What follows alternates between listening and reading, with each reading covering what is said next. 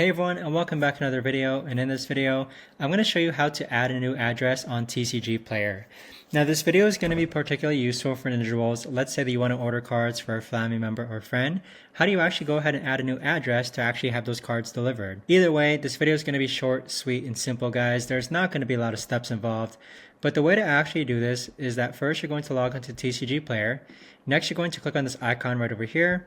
And then you're going to click on Manage Addresses. So once you reach on this tab here, you'll see that this is a blank account. So all you have to do is follow the on-screen prompts as far as entering your first name, last name, country, address, city, state, zip code, phone number, and then click on Add Address. So with that being said, you could add multiple addresses this way. So if you do need to change your address later in the future, you would just follow this same method. But that right there, guys, is the best and easiest way that I know of to actually go ahead and add an address on TCGPlayer.